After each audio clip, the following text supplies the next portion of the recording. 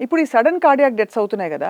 దానికి దీనికి ఏమన్నా లింక్ ఉందంటారా? అంటే ఇది సడెన్‌గా క్లాట్ వచ్చేసి అలాగా క్లాట్ ఫార్మ్ అలా అయిపోయి కాదు. డీవీటీ వల్ల ఏమవుతదంటే కాళ్ళలో బ్లడ్ క్లాట్ అయినప్పుడు సిరల్లో ఆ బ్లడ్ క్లాట్ బ్రేక్ అయిపోయి హార్ట్ ద్వారా లంగ్స్‌కి వెళ్తది. దాన్ని పల్మనరీ ఎంబోలైజేషన్ అంటాం. ఓహో! దీనివల్ల బ్రీతింగ్ అందక సడన్‌గా చనిపోతారు. Sudden cardiac deaths pulmonary embolisation వల్ల కూడా అవుతది.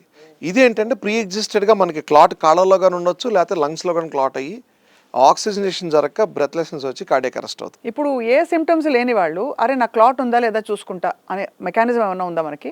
ఏ సింప్టమ్స్ అంటే యూజువల్‌గా డీవీటీ ఉన్న వాళ్ళకండి బేసిక్ సింప్టమ్స్ కాళ్ళ వాపు గాని, పిక్కలో నొప్పి గాని, లేతే అదే స్వెల్లింగ్ అని వాపు అంటాము.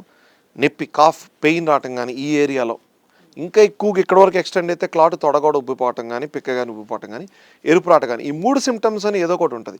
అసలు ఏమీ లేకుండా ఉండేవని చాలా చాలా రేర్. ఒక్కొక్కసారి ఏంటంటే కాళ్ళలో క్లాట్ కాకపోయినా డైరెక్ట్‌గా లంగ్స్‌లో క్లాట్ అవుద్ది. పల్మనరీ ఎంబోలైజేషన్ అంటాం. దానివల్ల ప్రమాదం. కానీ మోస్ట్ ఆఫ్ ద టైమ్స్ ఒక 80-90% కాళ్ళల్లో క్లాట్ అయ్యే లంగ్స్‌కెళ్ళే ఛాన్స్ ఉంటది.